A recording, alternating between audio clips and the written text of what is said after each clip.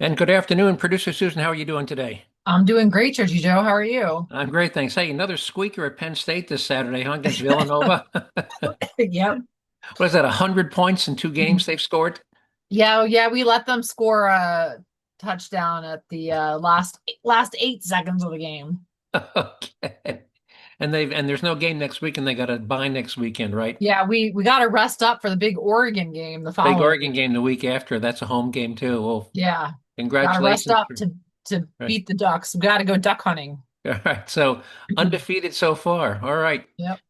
Well, let's talk about what we're going to talk about. Today's September 16th. It's 6 days after the assassination of Charlie Kirk. So we have a tremendous amount of things to talk about because, again, his assassination occurred the day after we recorded last week's podcast. So we really didn't get to talk about Charlie Kirk at all. So we're not 100% Charlie Kirk, but we got a lot of Charlie Kirk stuff. And for those who are not familiar with Charlie Kirk, we'll give you a flavor of who he was and what he did. Um, this week, instead of just one quote of the week, we have several. The first is from Virginia State Representative Nick Freitas, who we've talked about before, and he explains why, in his opinion, Charlie Kirk was assassinated.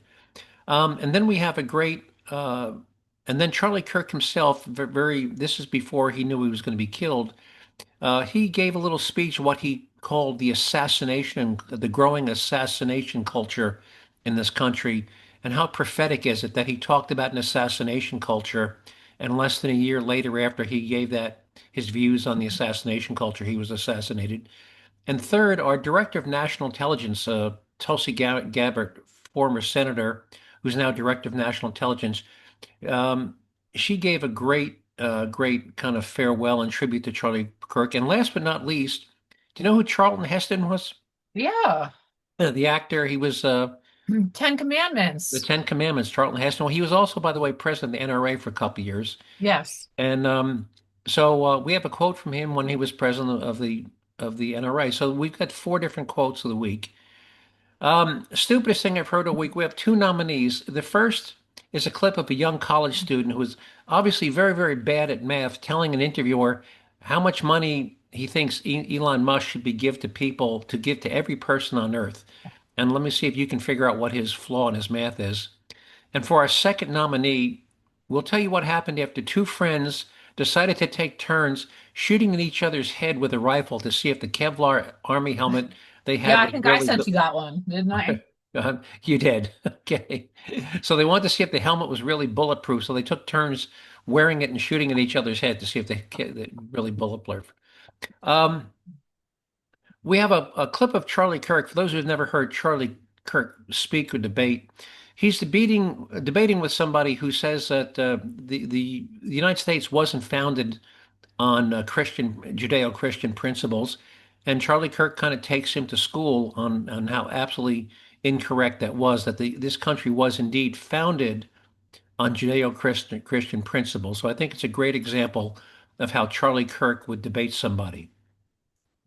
I'll also tell you what happened to a nurse at a New Jersey hospital who reported a doctor to the hospital's administration for his comment. Apparently, he was there in the hallway with a patient, and somebody says Charlie Kirk's been assassinated, and he said something. Well, I'm glad he's dead, and she reported him to the hospital administration for saying that in front of staff and patients. We'll tell you what happened to her. In a related story, we'll tell you about GoFundMe pages that were being established for the young man who shot Charlie Kirk, if you can believe that. And in a story you didn't hear on TV, we'll tell you how much the government spent on Secret Service protection for Hunter Biden while his father was president. Did you know that Hunter Biden was getting Secret Service protection?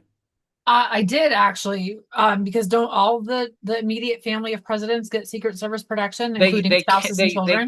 they can get it. Mhm. They can get it. Typically it's meant for children and spouses.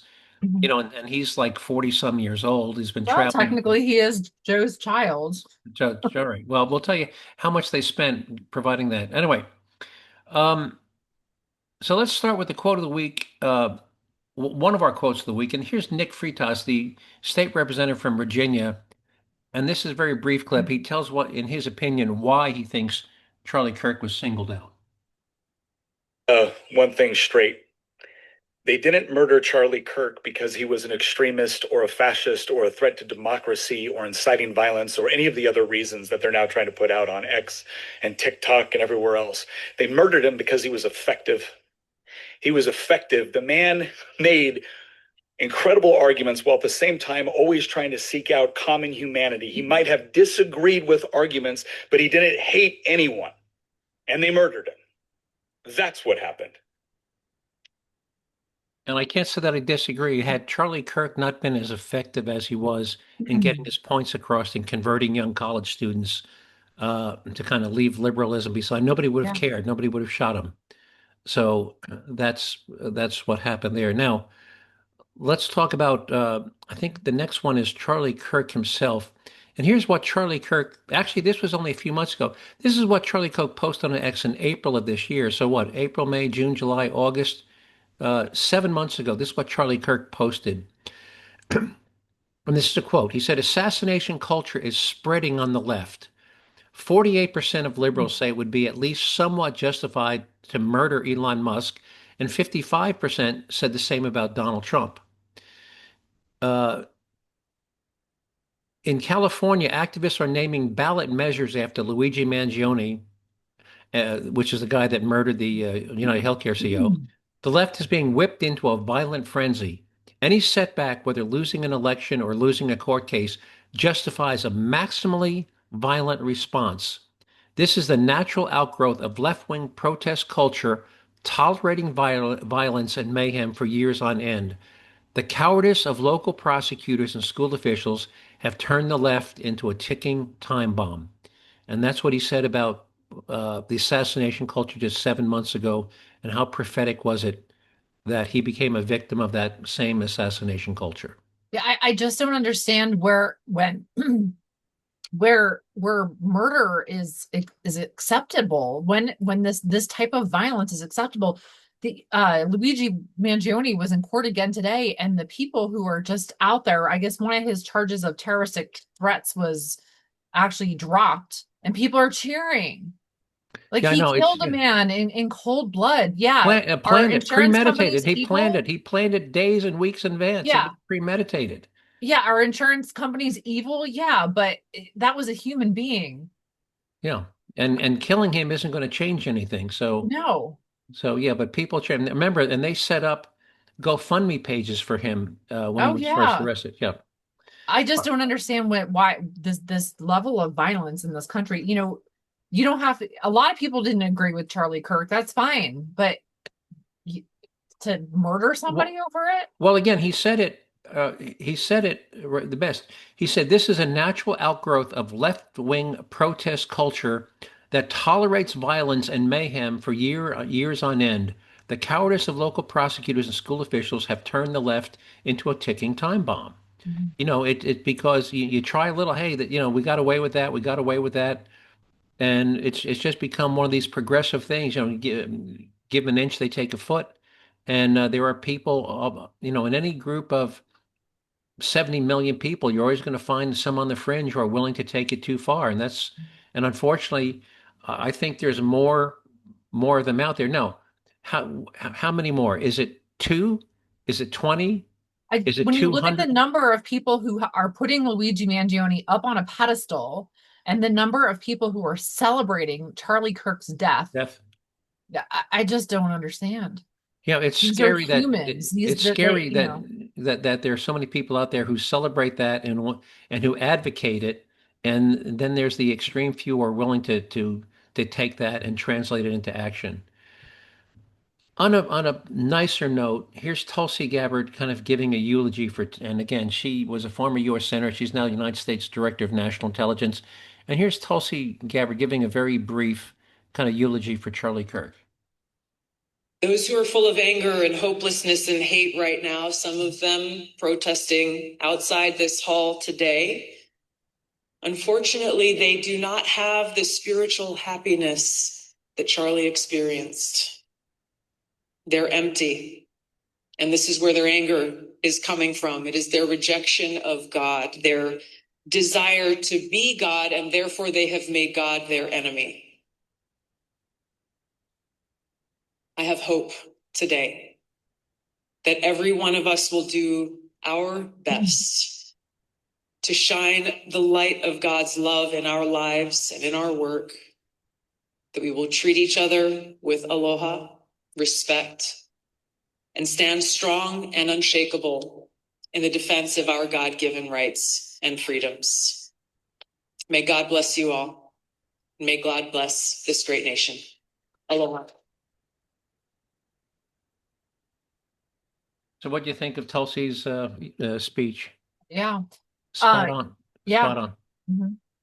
Spot on. All right. So, and let me just say what Charlton Heston, again, actor, The Ten Commandments, Ben-Hur, a number of great films. Here's what he said about good guns and bad guns. Charlton Heston said, "There are no good guns and there are no bad guns. A gun in the hands of a bad man is a bad thing.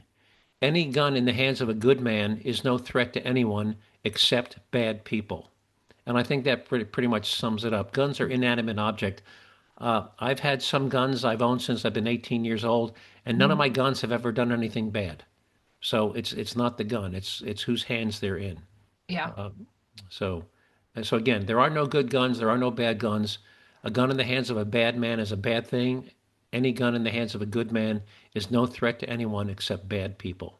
And we talk about this all the time on the show about it's not just the gun, it's the car. Good, Good, yeah. a car in the hands of a good guy or the hands of a bad, And, car at the, somebody behind the wheel, a drunk behind the wheel, that's a bad thing. All right.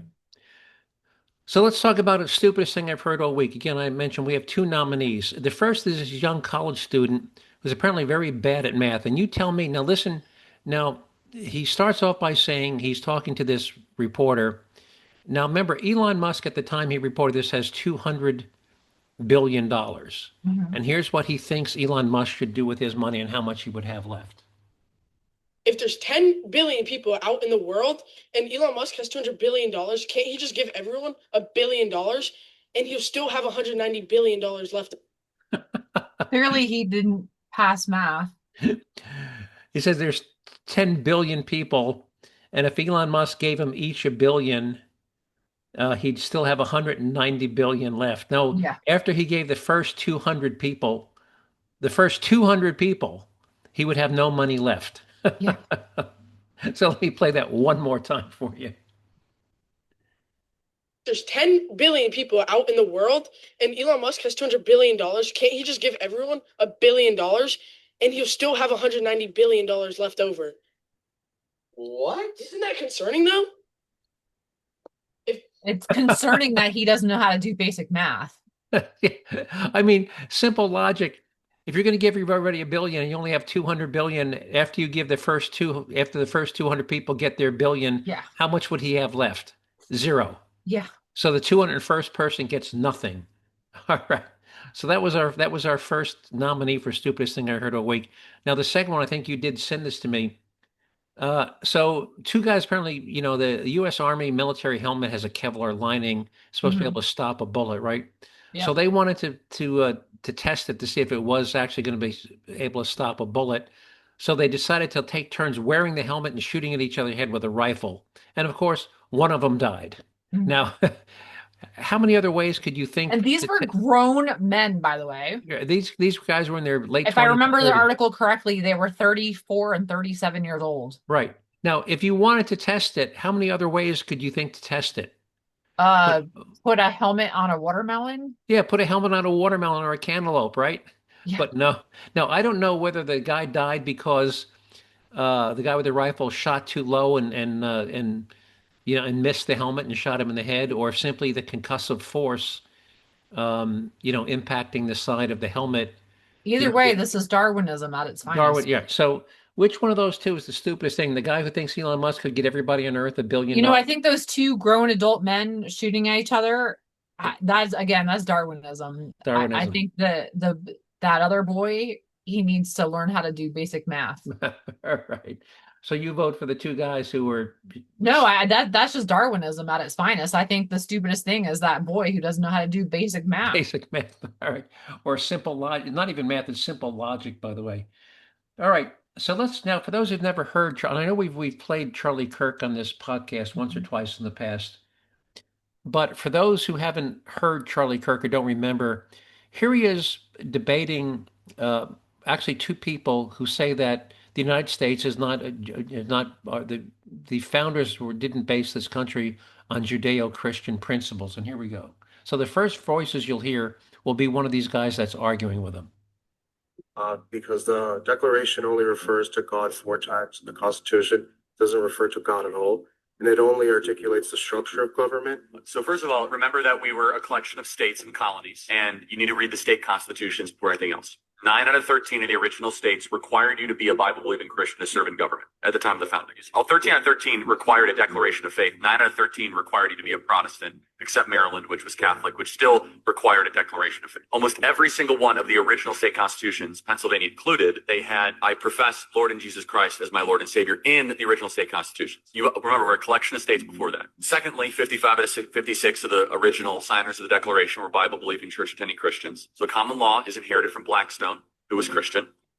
Common law is an outgrowth of the scriptures. So let's go to 3 principles of common law: presumption of innocence, due process, and jury of your peers. All 3 are biblical principles, wrapped into the ultimate biblical principle that you shall not favor justice if you are rich or poor, which is in Leviticus 19, right before the most famous part of Leviticus 19, which is that you should love your neighbors yourself. But before that is that in the administration of justice, you shall not favor the rich or the poor, which is the idea of blind justice. We get that in the West, which is incorporated also in the New Testament ideal: neither slave nor Greek nor Jew, you're all one in Jesus Christ, which is the idea of human equality. These are all biblical ideas. They're not Enlightenment ideas, which is they kind of get conflated at the time. But more importantly than that, they say that God was only mentioned 4 times in the Declaration of Independence. Well, that's a big deal. Okay.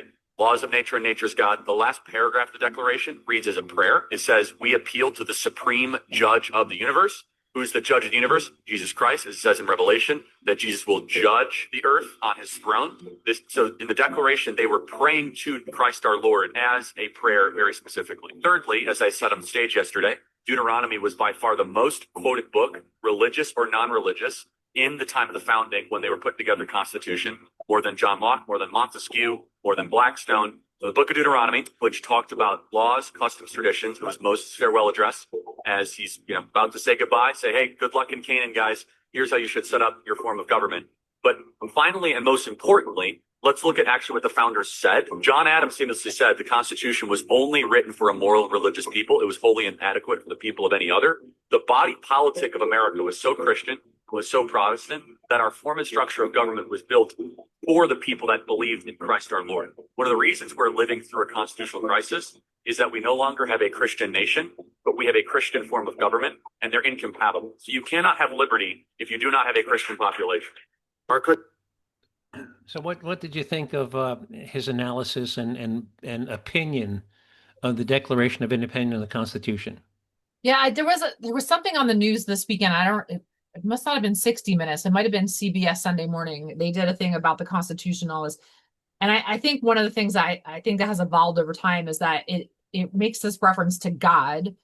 And I don't think, in my opinion, I don't think it necessarily needs to be the God that you and I believe in. It's not whether you're right. Christianity or Islamic or Judaism or Hinduism or Buddhism or whatever God you believe in. Yeah, they don't make reference to the God. They make reference it's not to the God. It's your God. What God do you believe in? They make reference to a God, not the God. So they're not. Yeah. So who is it that you go home and pray to? I don't think that we're singling out. No, they weren't. Although, I mean, Charlie Kirk does kind of single out Christianity, but in my opinion, it's more global. It's Sure. your God, not our God. Well, but he simply was pointing out that it was founded on Christian principles, and the guy said, well, God is only mentioned only 4 times. Well, only mentioned 4 times, but then at the end of it referenced our Savior. Well, the words "our Savior" isn't spelled G-O-D, but isn't "our Savior" a reference to God? Yeah, yeah. Let me see if I can find that part again where he talks about.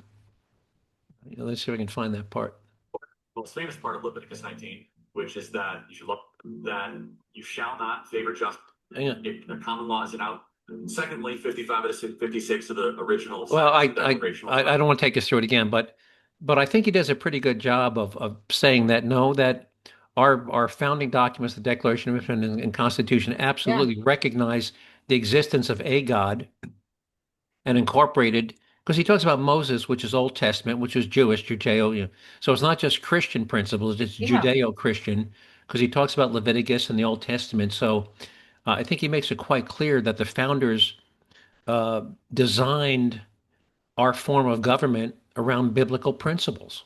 Yeah, Uh, and I think it goes when you think of like the Pledge of Allegiance, like under God, well, that was or on added. the That was added later, by the way. That wasn't in the original. That came later. but you and you look on the back of money where it says "In God We Trust." Again, I don't think that it's necessarily referring to the Christian God, but No, just a God. a God, the Right. God that you believe in, whether again that's Christian or Islamic or Judaism or whatever God you believe in. Right. And the First Amendment says you can worship any God you want or no God. You have the Yeah. right to worship because the state.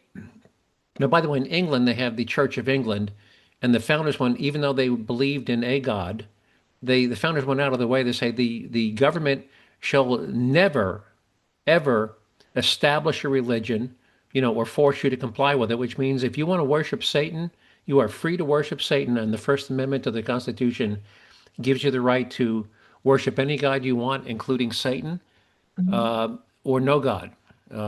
So that they were And I very think people forget the reason why America was founded in the first place. It was freedom of religion. free, yeah, freedom of religion, That was literally the reason why people left England to and come also to left France. America.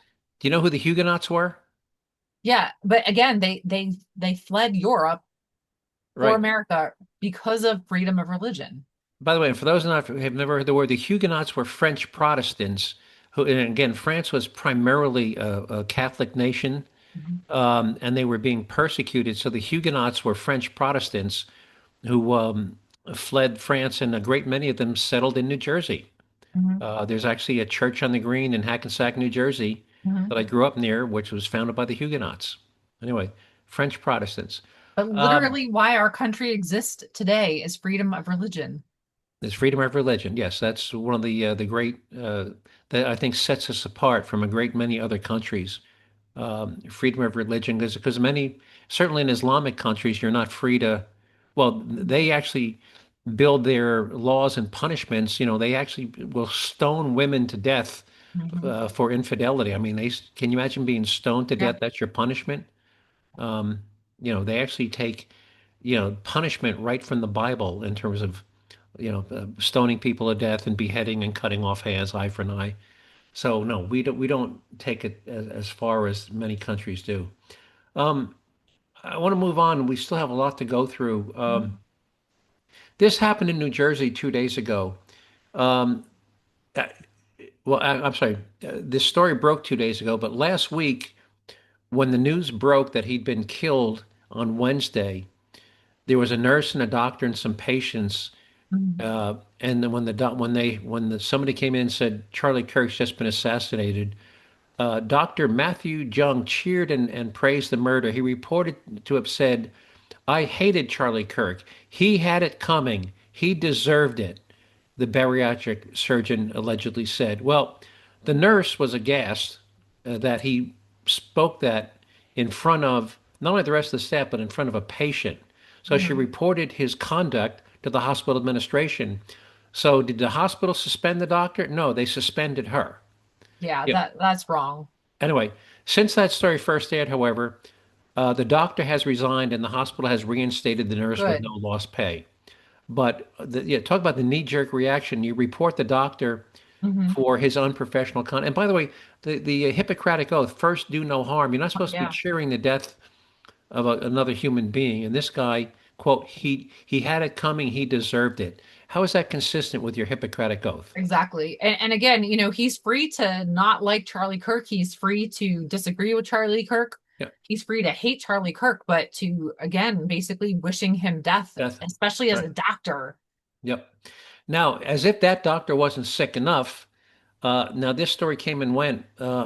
The day after, remember, it was 2 days before they announced they had arrested him. Mhm. Um, so they announced his arrest on Friday. Friday afternoon and Saturday, three different people had set up defense funds, GoFundMe defense funds for the killer on GoFundMe. Mhm. Three different people set up a defense fund to help pay for his legal defense. Now, GoFundMe, by the way, finally took those sites down Yeah. and refunded all the money to the donors, but they had already taken in hundreds of thousands of dollars. This is in 24 hours. They took in Yeah. hundreds of thousands of dollars for people contributing money to his legal defense fund. How sick are some people? Not only are you Yeah. cheering his death, you're trying to get help. You're donating money so his killer walks free. Talk about, and again, this is a fringe. I would hope to say that the majority of my liberal friends would be as disgusted as that as I am. But there's whether it's 2% or 3% or 1%. You know, 75 million people voted for Kamala Harris. If just 1% of those people are extreme, what's 1% of 75 million people? Uh, I can't do that math. Seven, 750,000 people. Yeah. If just 1% of the people who voted for Kamala Harris are that extreme, you're still talking over 700,000 people. If it's a 0.5%, it's 325,000 people. So, it doesn't take much. I mean, it only takes, you know, uh, 1/10 of 1% of people who are willing to go to extreme measures. Well, and we saw the same thing with Luigi Mangione and people Yeah, putting up all this money for his defense fund too. yeah, Again, like putting him up on a pedestal. I know, just insane. So there's again, I don't want to condemn millions of people, but folks, there are some sick people on both sides. By the way, there's some sick conservative Republicans who wouldn't hesitate to like the Proud Boys and some of these people wouldn't hesitate to blow things up. I know people have set fire to DNC headquarter buildings. So this is not one-sided, but I don't think we've seen the extreme and multiple And of course, it is the extremes that, whether it's the left or the right, it's the extremes that make the news. make the news, right? Because if it wasn't extreme, it wouldn't be on the Right. news. And by the way, just one more thing. Um, Again, it turns out that the shooter was his romantic partner. He was shared an apartment with, was a transgender woman. Another way, he was a biological male who wanted to transition to a woman, and that's who this guy. That was his romantic partner. It is Uh, my understanding that that partner is fully cooperating, and yes, yes. so. Um, but this is like the third one in 6 months where there's been a transgender person involved in a murder. Remember the guy that was it Minnesota Mhm. shot through the church windows and Yes. killed those two little kids. Uh, he was a male that had actually changed his name, and he had said, "I wish I'd never been brainwashed into wanting to be a woman" before he Mhm. killed himself. So, and then we But had that's not the shooter though. that So was we that don't was the know. shooter. That was the Yeah. shooter in No, no, Minnesota. no, no. In the Charlie Kirk shooting, No, no, that no, shooter. no. He was the romantic partner Yeah. of the transgender Mhm. woman who was still a man. So, all right. Um, let's move on to. Hang on, that's not what I wanted to start. Let me close that off. Um, Here's a story you didn't hear on TV. Hunter Biden, who I think is 50 years old now, yeah, Mhm. he's been traveling all around the world. Here's Bill O'Reilly. They had to file a Freedom of Information Act request to find out how much they had spent on providing protection services for Hunter Biden. Here we go. The news, a Freedom of Information Act about how much money we, the American taxpayer, have paid Hunter Biden. We're paying Hunter. Do you know that? Listen to this. Okay, $11 million when Joe Biden was in office for security, travel, real estate, hotels, on and on and on and on. So this was hidden until Solomon and Just the News filed a FOIA freedom of information, got all it. Let me run it down for you, and I'll put it into perspective. You'll remember RFK Jr., when he was campaigning to be president, was denied Secret Service protection. Remember that? Not Hunter. Nope. So, according to Just the News, Hunter took a Thanksgiving trip to Nantucket, see his dad and his family, $10,000 on golf cart rentals for Secret Service to get around. Okay, $120,000 on lodging in Nantucket, $120,000. Okay, $120,000 on ferries, car rentals, on and on and on and on. Okay, then Hunter took a trip to St. Croix in the Virgin Islands. Okay, $372,000. $372,000. It's staggering. And then, can you imagine this?